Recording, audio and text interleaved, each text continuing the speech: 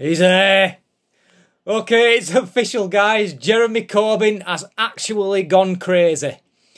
I've just seen here a statement that him and 17 other Labour MPs have made regarding Boris Johnson's decision to say that the public can start going back to work.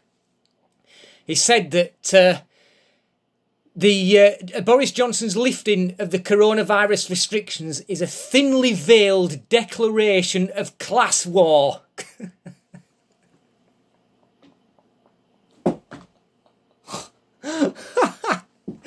You think I'm shitting you, right? He goes on to say, this is the full statement.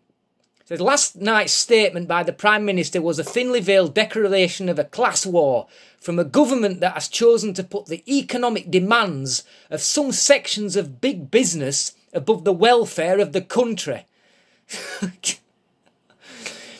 This pandemic has already shown itself to disproportionately affect BAME people and low-paid workers. The government calling on people to be actively encouraged to return to work will only make this situation worse. Okay, so first of all, he has to bring up the disproportionate number of black and ethnic minority people who have died from coronavirus. So he's making sure there that he covers his real voting base. But this business about the working class people is just laughable, because most of the calls to go back to work that I've seen so far are from these very same people. Now there are a small section of them out there that seem to be happy to be at home on 80% wage. But I've seen a lot of evidence that it's these very people who are worried about the jobs still being there after this. And they are expressing that they want to get back to work. I mean, just look at this plumber that skewered Channel 4 News and he's attracted a lot of hate from the left because he's a working class guy who supports Boris Johnson and votes Tory. And they're saying, well, look, it's not that hard to understand. The statement is not that hard to understand if you just apply a little bit of common. But, of course, Labour don't like you using common sense, because if you use common sense, then it shows that you're not the sort of person to be controlled. And they don't really want people to go back to work, because Labour don't want poor people to become more prosperous. Because if you make money, then you're less likely to vote Labour. And Labour's power base is there by keeping poor people down there, keeping them locked down there in the poor category. Then having to rely on the state more, which is what they want. That's their socialist utopia. Right now, their socialist utopia is that they're getting a glimpse of what it looks like.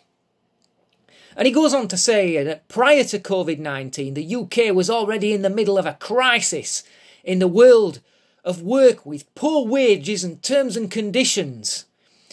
There has never been a more important time to either join or become more active in a trade union. Please do so. Can you believe this shit, man?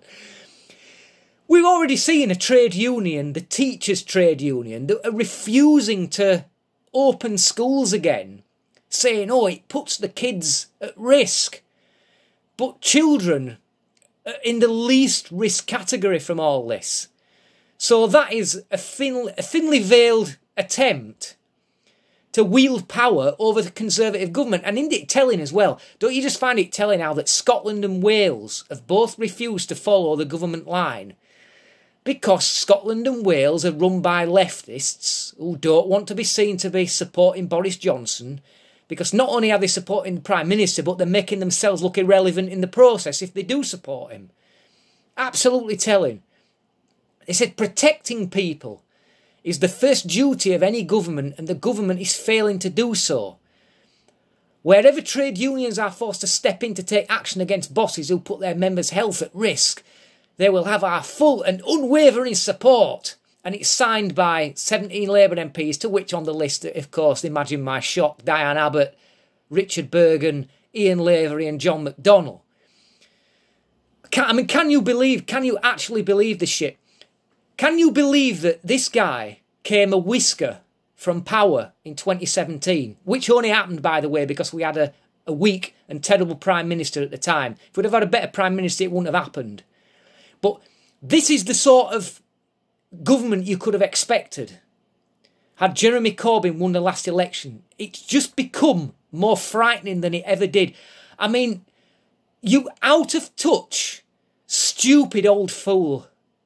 Can you actually believe he's come out with this? Well, I mean, you can, can't you? But it's just so outrageous, it just beggars belief. Oh, God, I don't know whether to laugh or what here. It just shows just how working class people have got no interest anymore in supporting these idiots. Thanks for watching. Till next time. Easy.